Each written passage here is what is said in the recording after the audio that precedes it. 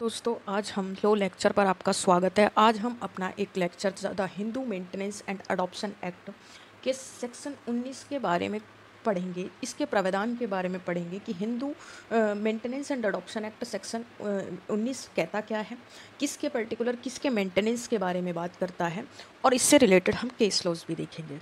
उसके बाद हम इसमें कुछ अदर चीज़ें भी देखेंगे जो हिंदू से रिलेटेड हमारी इम्पोर्टेंट होंगी। तो सबसे पहला हमारा क्या है, Hindu maintenance and adoption act section 19। उसके बाद हम देखेंगे कि सबसे पहले बताते हैं कि ये मेंटेनेंस होता क्या है, ये मेंटेनेंस क्या होता है, ये बात करते हैं हम सबसे पहले। तो ये कहता है कि भरण पोषण का अधिकार, अगर हम पुराने समय से देखें, ये जो हमारा मेंटेनेंस का राइट है, ये कभी आज से स्टार्ट नहीं हुआ या जब से लॉ बना है तब से स्टार्ट नहीं हुआ है, यानी कि 1956 या 1955 से स्टार्ट नहीं हुआ। उससे पहले भी जो भरण पोषण का जो अधिकार था, उस भरण पोषण के जो अधिकार का जो दायित्व था, वो संयुक्त परिवार के सिद्धांत से उत्पन्न हुआ है। जैसे जॉइंट फैमिली होती है ना, कि जॉइंट फैमिली में एक एक पुरुष होता है, एक कर्ता होता है, और वो सभी का क्या करता है, लालन पालन करता है। चाहे सभी कमा अलग अलग रहे हों, लेकिन सबकी इनकम एक जगह जुट होकर सबका लालन पालन कौन करता है, वो करता है। तो ये जो भरण पोषण का जो कंसेप्ट आया है, ये आया कहाँ से है, ये संयुक्त परिवार से आया है। कहाँ से निकल के आया, संयुक्त परिवार से निकल के आया है। उसके बाद दूसरा इसका पॉइंट देखते हैं कि परिवार का मुख्य परिवार के सभी सदस्यों के भरण पोषण, उनके संस्कारों की पूर्ति, संस्कार मतलब कि विवाह के खर्चे, इन सब की अपनी जिम्मेदारियों को क्या करता है, पूरा करता है। उसी को हम भरण पोषण कहते थे पहले की बात करें अगर। और भरण पोषण के अंतर्गत आता क्या क्या है, थर्ड पॉइंट बात करता है। कहता है भाई भरण पोषण के अंतर्गत क्या आएगा, जीवन की जो हमारी आवश्यकताएं हैं, ठीक है जी, या उस समय की बात करें तो आवश्यकता यही थी, खाना, कपड़ा, निवास, रहने के लिए, ये सारे क्या होते थे, ये सब मेंटेनेंस के अंतर्गत आते थे। तो मेंटेनेंस क्या होता है, ये कंसेप्ट हमारा संयुक्त परिवार के सिद्धांत से उत्पन्न हुआ है। पहले के समय पर परिवार का मुखिया क्या करता था, सभी सदस्यों को साथ लेकर चलता था, उनका लालन पालन, उनका भरण पोषण, उनकी सभी आवश्यकताओं की पूर्ति करता था। और तीसरा पॉइंट हमारा क्या कहता है कि भरण पोषण के अधिकार में हमारी कुछ आवश्यकताएं आती हैं, जिसमें हमारा खाना, कपड़ा, निवास, आज के समय पे हमारी दवाइयाँ, हमारी एजुकेशन, ये सब चीज़ें आती हैं। ठीक है, पहले तो ये तीन ही चीज़ होती थी। अब आता है कि भाई इनको दो धर्म के अनुसार, जो हमारा जो भरण पोषण है, धर्म के अनुसार उसे दो भागों में विभाजित किया गया है। ठीक है जी, कौन से दो भाग हैं, पहले ये दो भागों में विभाजित किया गया है। भरण पोषण के अधिकार को ये दो भागों में विभाजित किया गया है, किया जा सकता है। पहला भाग क्या कहता है, प्रथम वर्ग क्या कहता है, प्रथम वर्ग के अंतर्गत शास्त्रों का विचार है कि उनका भरण पोषण करना बाध्यकारी दायित्व है। बाध्यकारी का मतलब होता है मैंडेटरी है। ऐसे लोगों का भरण पोषण करना मैंडेटरी है जिसके अंतर्गत आपकी माता पिता, गुरु, पत्नी, संतान, अतिथि, अग्नि, ये आते हैं। ठीक है जी, तो ऐसे लोग जो फर्स्ट वर्ग में हैं, प्रथम वर्ग में ऐसे लोगों को रखा है धर्म शास्त्रों के अनुसार। पहले वर्ग में ऐसे लोगों का भरण पोषण करना बाध्यकारी है, जिसमें माता पिता आते हैं, गुरु आते हैं, पहले गुरु भी आते थे, संतान, पत्नी आती है, संतान आते हैं, अतिथि आते हैं। ठीक है जी। द्वितीय वर्ग में की बात करें तो द्वितीय वर्ग में क्या है,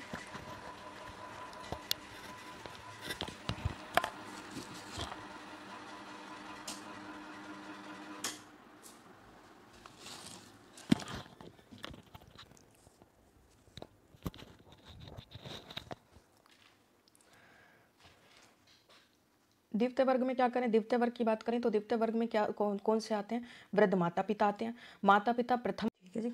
तो भरण पोषण दो प्रकार से होता है। प्रथम दायित्व में आपकी कौन आते हैं, पत्नी आती हैं, माइनर संतान आते हैं। प्रथम प्रकार के जो आपके जो दायित्व होते हैं, जो व्यक्तिगत दायित्व होते हैं, जिनका किसी चीज़ से, व्यक्तिगत दायित्व का मतलब अगर आप एक पर्सन हो, पर्सनली बाउंड होते हो आप, इसमें पर्सनली क्या होते हो, बाउंड होते हैं इसमें। क्यों, इसमें ना तो हमें आपकी संपत्ति से कोई लेना देना, ना आपकी कोई इनकम से लेना देना, ना किस चीज़ से। अगर आप पर्सनली बाउंड है, कहाँ पर, जहाँ पर आपकी वाइफ है मेंटेनेंस के लिए, माइनर बच्चे हैं आपके, या अविवाहित लड़कियां हैं, माता पिता हैं बुजुर्ग, वहाँ पर आपको क्या होगा, आप वहाँ पर पर्सनली बाउंड होंगे, चाहे आपके पास कुछ हो या ना हो।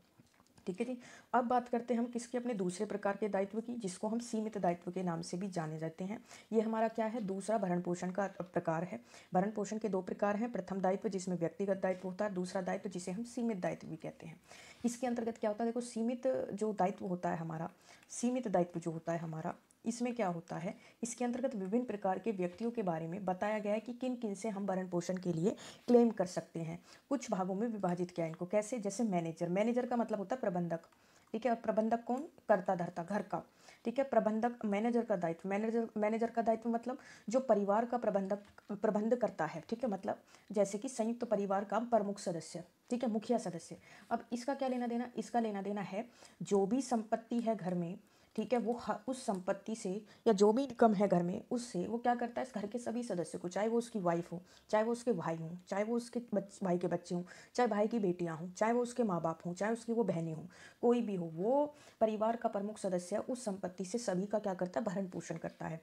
तो ये सीमित दायित्व होता है। सीमित दायित्व क्यों होता है, क्योंकि इसमें केवल और केवल जो परिवार का जो संयुक्त परिवार का जो प्रबंधक है उसकी कोई पर्सनल लाइबिलिटी नहीं है, कोई पर्सनल बाउंड नहीं है। वो क्या है, वो उस परिवार का मुखिया होने के कारण संपत्ति से सबका मेंटेनेंस करने के लिए क्या है, बाउंड है, बट वो पर्सनली बाउंड नहीं है। अगर संपत्ति ना हो, घर में कोई इनकम ना हो, तो कोई भी प्रबंधक करता घर का, मुखिया घर का कहाँ से करेगा मेंटेन, उसके ऊपर कोई पर्सनली क्या नहीं है, बाउंड नहीं है। जैसे हमारे फर्स्ट टाइप के जो मेंटेनेंस में पर्सनली बाउंड था एक पर्सन, सेकेंड टाइप के में नहीं है। दूसरा, उत्तराधिकारी का दायित्व। उत्तराधिकारी का दायित्व मतलब कि जैसे पिता की संपत्ति जब पुत्र को जाती है तो उस संपत्ति से मान लीजिए कि फॉर एग्जांपल कि एक एम नाम का पर्सन है, ठीक है, इसका एन नाम का बेटा है, ठीक है, ये फादर है और ये सन है, ठीक। अब इसकी फादर की जो प्रॉपर्टी वो सन को जाती है। अब सन उत्तराधिकारी है तो सन को ही जाएगी। अब सन को जब ये प्रॉपर्टी फादर की जाती है तो इस प्रॉपर्टी में क्या होता है, इस एम की क्या है, एक बेटी भी होती है, एक डी नाम की बेटी भी होती है। तो इस प्रॉपर्टी से उस बेटी की क्या करनी होती है, शादी भी करनी होती है, ठीक है, उसकी पढ़ाई का भी खर्चा, उसकी एजुकेशन का भी खर्चा। तो सारा मेंटेनेंस कहाँ से होगा, और भरण पोषण अधिनियम की धारा 19 के अंतर्गत, जिसमें इन्होंने बताया है कि अगर विधवा पुत्र वधू यानी कि उसकी जो पत्नी है, क्या हो गया है, उसके जो ससुर है, फादर इन लॉ है, उसके जो बेटे की जो वाइफ है, यानी कि बेटे की मृत्यु हो गई और जो बेटे की जो वाइफ है, जो विधवा पुत्र वधू है, उसके भरण पोषण का प्रावधान धारा 19 के अंतर्गत दिया है, ठीक है। अगर उसका हस्बैंड नहीं है तो हस्बैंड ना होने के बाद भी क्या वो क्लेम कर सकती है किसी के ऊपर, ये सेक्शन 19 इस बात का जवाब देता है। तो क्या कहता है कि विधवा पुत्र वधू प्राचीन विधि के अनुसार, अगर हम इसके बारे में पढ़ें प्राचीन विधि के अनुसार, तो जो हमारी जो विधवा पुत्र वधू है वो भरण पोषण देने का फादर इन लॉ पर ना तो कोई उस पर लीगल रिस्पॉन्सिबिलिटी है फादर इन लॉ पर, ना ही कोई इंडिविजुअल रिस्पॉन्सिबिलिटी है, केवल और केवल एक नैतिक दायित्व है। और पहले के टाइम पर अगर हम प्राचीन समय की बात करें तो लोग नैतिक दायित्व का जरूर क्या करते थे, पालन करते थे। जो हमारी नैतिक दायित्व होते थे उनका क्या करते थे, पालन करते थे। और अब नैतिक दायित्व के पालन से ही क्या करते थे, वो नैतिक दायित्व के पालन के अंतर्गत ही एक फादर इन लॉ अपनी जो पुत्र वधू थी, जो विधवा पुत्र वधू है, उसका भरण पोषण करने के लिए हकदार होता था।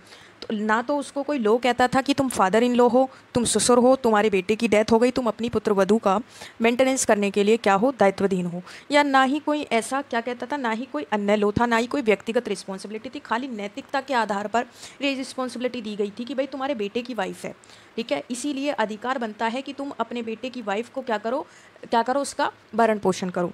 अगर बात करें हम प्रावधान की, जो हमारा हिंदू दत्तक ग्रहण और भरण पोषण अधिनियम की धारा 19 के अंतर्गत है, तो इसमें क्या कहता है कि पुत्र वधू के भरण पोषण के बारे में कहा गया है, ठीक है, जिसमें कहा गया है कि फादर इन लॉ के दायित्व को व्यक्तिगत दायित्व तो नहीं बताता, लेकिन बताता है कि अगर किसी विधवा पुत्र वधू के पास,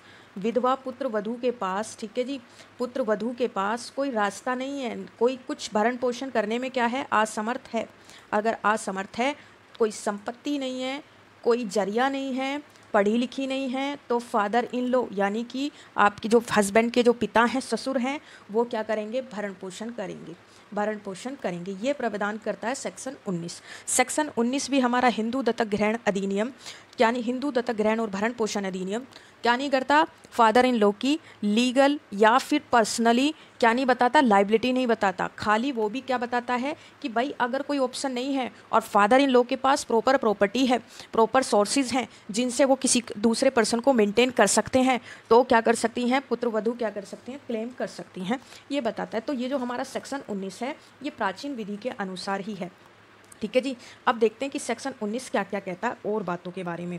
तो ये क्या प्रावधान करता है, कहता है कि चाहे क्या कहता है, कोई हिंदू पत्नी चाहे उसका विवाह इस अधिनियम के प्रारंभ मतलब कि जो ये एक्ट है, the Hindu adoption and maintenance जो एक्ट है हमारा 1956 का एक्ट है, ठीक है। अब इस एक्ट से पहले चाहे किसी की शादी हो या बाद में हो, ठीक, सॉरी, चाहे इस अधिनियम के बाद में किसी की शादी हो या पहले किसी की शादी हो, इस बात से कोई फ़र्क नहीं पड़ता।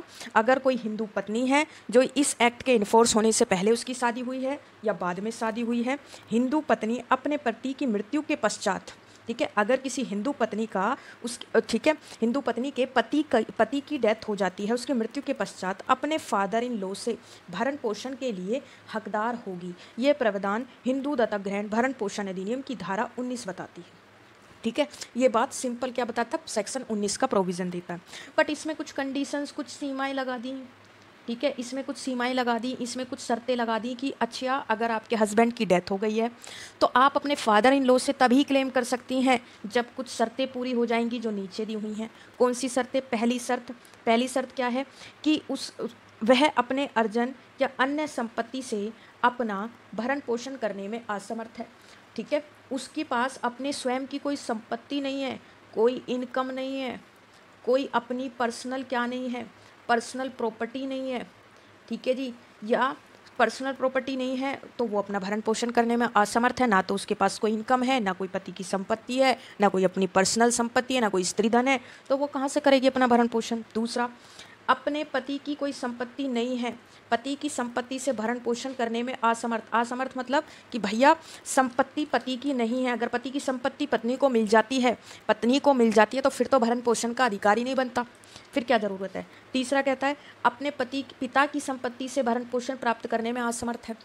क्या कहता है कि अगर जो पुत्र वधू है वो अपने पिता से उसे कोई संपत्ति मिली है या नहीं मिली, ठीक है, अगर कोई पिता से भी कोई संपत्ति नहीं मिली है उसे, तो वो कहाँ से करेगी अपना भरण पोषण। ना ही उसे अपनी माता से कोई संपत्ति मिली है, ठीक है, भरण पोषण करने में असमर्थ है। असमर्थ मतलब सिंपल सी बात है, अगर कोई संपत्ति होती तो वो भरण पोषण करने में समर्थ होती, आराम से अपना खाती पीती, आराम से रहती, अपनी ज़रूरतों को पूरी करती। असमर्थ का मतलब भाई कुछ है ही नहीं, ना माता की किसी संपत्ति से सोर्सेज है, ना पिता की संपत्ति से कोई मेंटेनेंस का सोर्स है, ना हस्बैंड की संपत्ति से कोई, ना अपनी संपत्ति से कोई सोर्स है।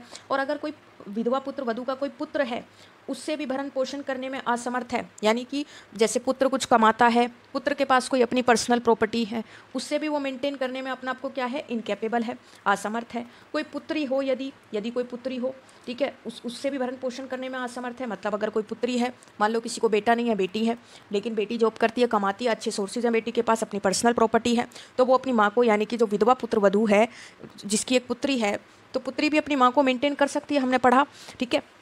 तो पुत्री के पास भी कोई संपत्ति नहीं है तो वो माँ को ही कैसे मेंटेन करेगी, ठीक है। 7वां पॉइंट क्या कहता है कि पुत्र या पुत्री दोनों में से यदि कोई हो और उनकी संपत्ति से और उनमें से किसी की भी संपत्ति से भरण पोषण करने में असमर्थ, यानी कि ये 7 कंडीशन, 7 ग्राउंड्स दिए हुए हैं।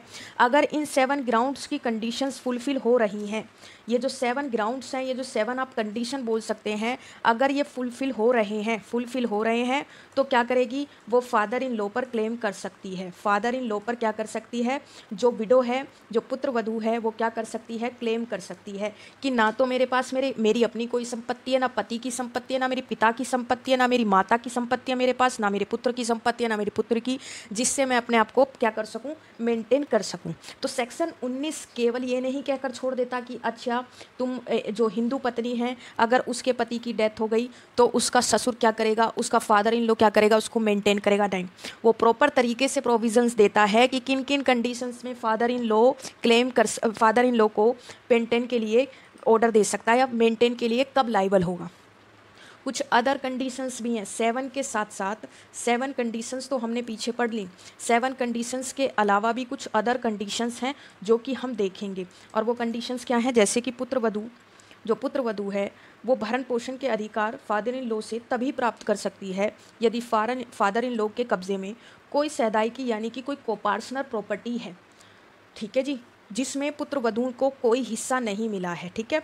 फादर इन लॉ से भी तो वो क्लेम तभी करेगी जब फादर इन लॉ के पोजीशन में कोई कोपार्सनर का मतलब कोई उनकी पैतृक संपत्ति, ठीक है जी, हस्बैंड के पैतृक संपत्ति है कोई, तो फादर इन लॉ के कब्जे में है, ठीक है।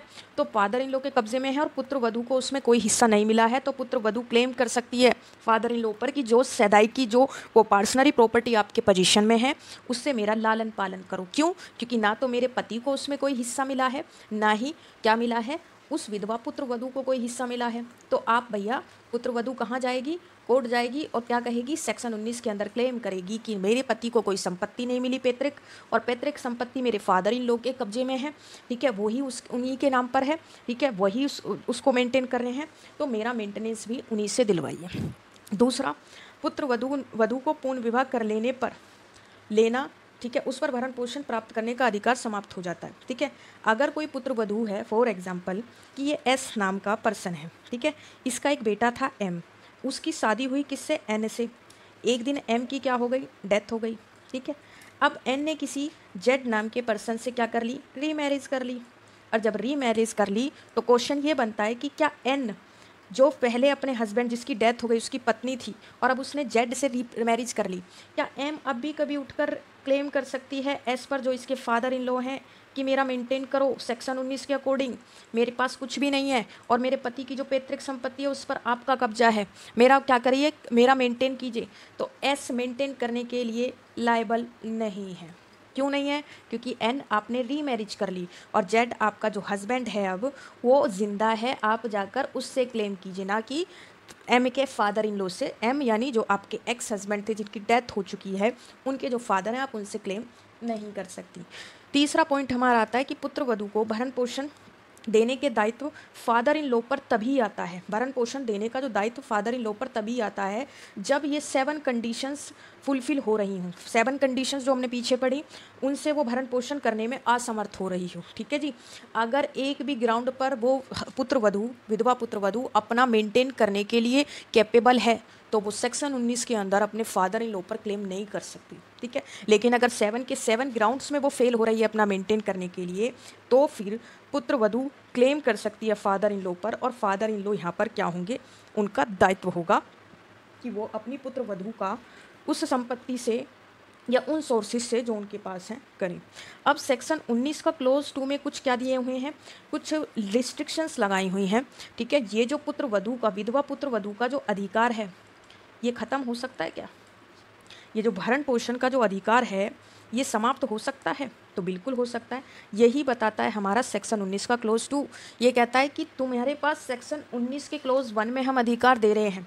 क्या कह रहा है कि सेक्शन 19 के क्लोज 1 में तो हम राइट दे रहे हैं, ठीक है, कि भाई फादर इन लॉ पर क्लेम कर, फादर इन लॉ पर क्लेम कर सकते हो, फादर इन लॉ पर क्लेम कर सकते हो, आपका राइट है, हम आपको अधिकार दे रहे हैं। लेकिन वहीं सेक्शन 19 के क्लोज 2 में वो राइट को ख़त्म कर रहे हैं, वो राइट को एंड कर रहे हैं। क्यों कह रहे हैं कि कुछ सर्टेन कंडीशंस हैं, कुछ सर्टेन कंडीशंस हैं। क्या कंडीशंस हैं, अगर वो कंडीशंस पूरी होती हैं तो आपका राइट वहाँ पर ख़त्म हो जाएगा और अब आप फादर इन लॉ से क्या नहीं कर सकती, फादर इन लॉ पर क्लेम नहीं कर सकती, फादर इन लॉ पर क्लेम।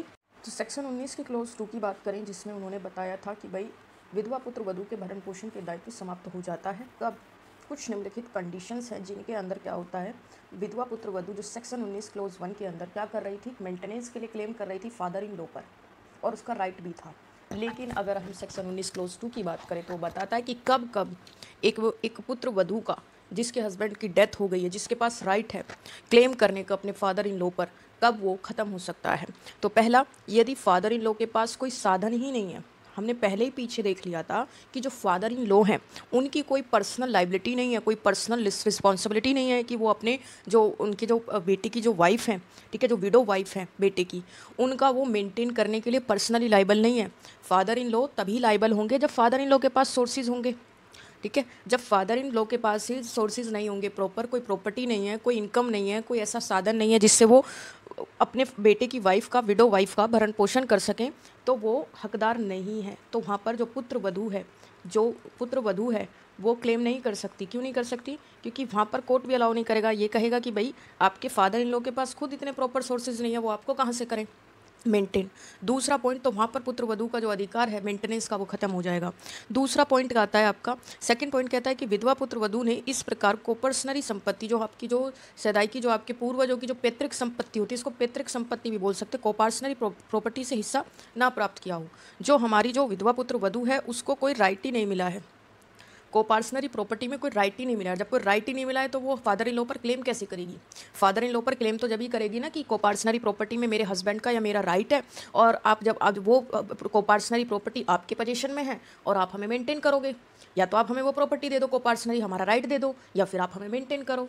तो यहाँ पर पॉइंट ये उठता है कि जहाँ पर पुत्र वधू का कोपार्सनरी प्रॉपर्टी में कोई इंटरेस्ट ही नहीं है तो क्या होगा? जैसे फॉर एग्जाम्पल बोलते हैं ना कि जैसे कि कोई वॉइड मैरिज है, तो क्या वॉइड मैरिज में जो वाइफ है वो कर सकती है क्या? मान लो वो वाइफ है, उसके हस्बैंड की डेथ हो गई, ठीक है, हस्बैंड की डेथ हो गई, तो क्या ये जो वाइफ ये जो विडो वाइफ है, ठीक है, ये जो विडो वाइफ है, ठीक है, ये क्या फादर इन लॉ पर, एच के फादर यानी कि अपने फादर इन लॉ पर क्या क्लेम कर सकती है? फादर इन लॉ पर क्लेम कर सकती है कि क्या क्लेम कर सकती है कि भाई हमें मेंटेन करो, हम आपके बेटे की वाइफ हैं, ठीक है। वो कहाँ से क्लेम करे जब शादी आपकी वॉइड है? तो शादी तो आपकी लीगल है, ठीक है। तो कुछ ऐसी सिचुएशंस, तो अब ये बोलती है कि नहीं मेरा तो अधिकार बनता है। वो कहता है कैसा अधिकार? को पर्सनल प्रॉपर्टी में आपका कोई अधिकार नहीं बनता, इसकी पहली पत्नी उनका बनता है, ठीक है जी। दूसरा तीसरा आता है इसमें जिसने उसे पूर्ण विवाह कर लिया हो, यानी कि जो आपकी जो पुत्र वधू हैं, जो हमारी जो विधवा पुत्र वधू हैं, उन्होंने क्या कर लिया? उन्होंने रीमैरिज कर ली। पुत्र जो वधू हैं उन्होंने किसी और से शादी कर ली। जैसे उनके हस्बैंड की डेथ हुई, हस्बैंड की डेथ होने के बाद उन्होंने किसी एक्स नाम के पर्सन से दोबारा से रीमैरिज कर ली, और जब दोबारा से रीमैरिज कर दी तो भाई अब तो वो मेंटेनेंस के लिए कहाँ पर क्लेम करेंगी? एक्स पर करेंगी, ठीक है।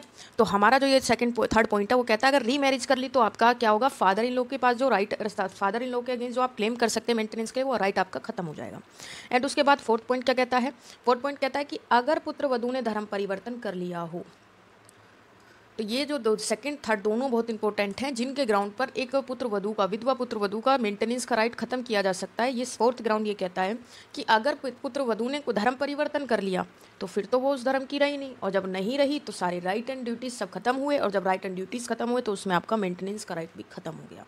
ये बात करता है हमारा सेक्शन 19 की क्लोज 2 का। तो क्लोज 2 बताता है कि कब कब एक पुत्र वधू का, जो विधवा पुत्र वधू हैं, उनके मेंटेनेंस का राइट खत्म हो सकता है। अब आते हैं इसके इंपॉर्टेंट कुछ केस लॉज जो बताता है ये किस चीज़ से रिलेटेड? मेंटेनेंस से रिलेटेड ही। तो सबसे पहला जो इंपॉर्टेंट केस लॉज है वो है विमलाबेन अजीत भाई पटेल वर्सेस वत्सलेबेन अशोक भाई पटेल व अन्य के मामले में सुप्रीम कोर्ट ने, ये सुप्रीम कोर्ट का मैटर है, सुप्रीम कोर्ट ने अभी निर्धारित किया था क्या अभी निर्धारित किया था? अभी निर्धारित किया था कि विवाहित पत्नी का भरण पोषण का दायित्व केवल पति के ऊपर होता है। जब एक लड़की का कंसेप्ट पढ़ते हैं ना सेक्शन 18 में, विवाहित लड़की को मेंटेन करता है, चाहे वो लड़की मेजर हो या माइनर हो, उसका फादर। अगर अनमैरिड डॉटर है तो उसको मेंटेन करेगा कौन? उसके फादर, चाहे वो मेजर है चाहे वो माइनर है। लेकिन जैसे ही उस लड़की की शादी हो जाती है, लड़की की शादी के बाद उसको मेंटेन करता है उसका पति, उसका गार्जियन होता है उसका पति, और जब गार्जियन होता है तो उसका मेंटेन भी करता है। सबसे पहली रिस्पॉन्सिबिलिटी अगर मैरिड डॉटर की किसी के ऊपर आती है तो वो उसके हस्बैंड के ऊपर आती है कि भाई उसका हस्बैंड उसका। तो सुप्रीम कोर्ट ने यही यहीं पर बोला पॉइंट कि कोई भी अगर विवाहित लड़की है, यानी कि कोई किसी की पत्नी है, तो उसको मेंटेनेंस का राइट केवल और केवल अपने पति के ऊपर होगा, मतलब उसका पति उसको मेंटेन करेगा। लेकिन और पति की उसकी अपनी व्यक्तिगत बाध्यताएं हैं, पर्सनल रिस्पॉन्सिबिलिटी है, पर्सनल लाइबिलिटी है कि वो अपनी पत्नी का क्या करे? लालन पालन करे। लेकिन यदि पति की मृत्यु हो गई हो तब पुत्र वधू की भरण पोषण की बाध्यता फादर इन लॉ पर चली जाती है। लेकिन फादर इन लॉ पर भी कभी जाएगी? जब फादर इन लॉ पर तब जाएगी जिस संपत्ति में पति का अधिकार हो। फॉर एग्जाम्पल ये एक्स नाम का पर्सन है, इसकी शादी जेड नाम की लड़की से हुई। अब इसके जो ए फादर हैं, ठीक है, इनके पास जो प्रॉपर्टी है उस प्रॉपर्टी में एक्स का कोई राइट नहीं है।